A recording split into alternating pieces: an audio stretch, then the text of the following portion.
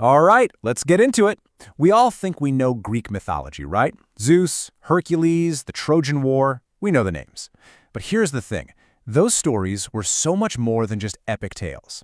In this explainer, we're going to look past the fables to see the incredible engine that actually powered an entire civilization. So, that brings us to the big question. We've all heard about Icarus flying too close to the sun, or Achilles and his famous heel. But why? Why did these stories stick around for centuries? What were they actually for in the day-to-day life of an ancient Greek? And the answer is pretty mind-blowing. This wasn't just bedtime stories. For them, it was, and this is the best way to think about it, the operating system for their entire world. It was the shared software that ran their science, their laws, their politics, their whole understanding of their place in the universe. So, where do you even start with an operating system like that? Well, its first, most basic job was to create order. To take a totally chaotic, terrifying, and random universe and turn it into something that made sense, something you could actually understand. And you can see that process right here. According to the poet Hesiod, it all starts with chaos, just this big, formless nothing. From that, you get the first forces of nature, like Gaia, the earth. Then come the Titans, this really brutal, chaotic generation where sons are constantly overthrowing their fathers. But the most important part is that last step. Zeus and the Olympians finally beat the Titans and set up a structured divine government. They literally took the chaos of the world and organized it, giving everything a place and a purpose. Okay, so the universe has a structure. Great. But how does that help you if you're, say, an olive farmer living near Athens? Well, that brings us to the really practical side of things. Mythology as a user's guide for everyday life. And get this, mythology basically served 8 main super practical functions. It was like a Swiss Army knife for their society. It had a tool for pretty much every part of life you can imagine, from farming all the way up to foreign policy. Now just take a second to look at the sheer range here. This stuff covered everything. To the Greeks, myth was their history. The Trojan War wasn't a story, it was a historical fact. It was their science. The seasons changed because Persephone was taken to the underworld. And as we're about to see, it was even the bedrock of their legal system. So let's zoom in on that legal function with this idea called xenia. This was the sacred, absolutely unbreakable rule of hospitality. In a world where travel was super dangerous, this was the law that said you had to give strangers and guests protection, food, and a place to stay. It was a huge deal. And here's why it worked so well. Breaking the rule of xenia wasn't just being rude. It was a crime against Zeus himself, in his role as Xenios, the protector of strangers. The myth gave the law divine teeth. If you disrespected a guest, you are basically spitting in the eye of the king of the gods. Okay, so mythology sets up social laws. But it also worked as a moral compass.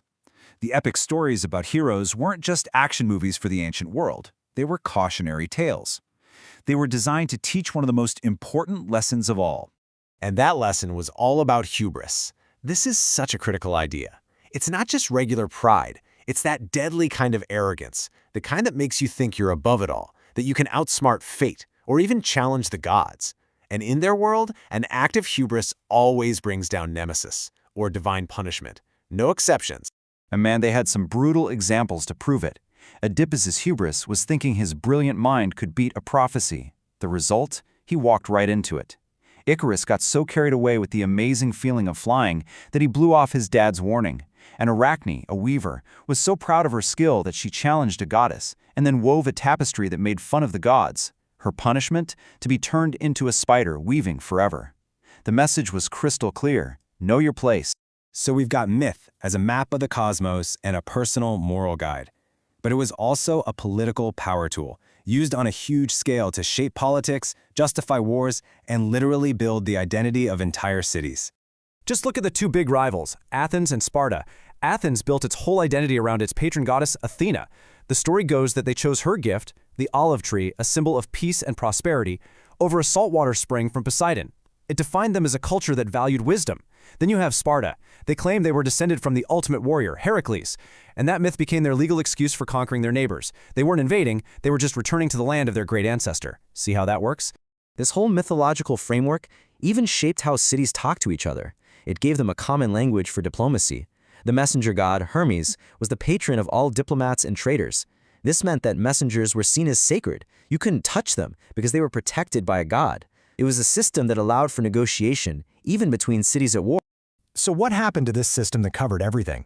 Did it just stop? Not at all. The mythological operating system didn't crash. It got updated, it was transformed, and its core code was actually used to build the foundations of Western thought itself. The first huge update was this shift from mythos to logos. The difference is pretty simple. Mythos explains the world through personality. Zeus is angry, so he throws a lightning bolt.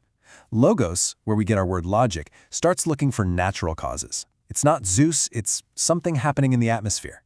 This is the birth of philosophy and science. But the key thing is, it grew right out of the questions and the framework that myth had already built. Then come the Romans.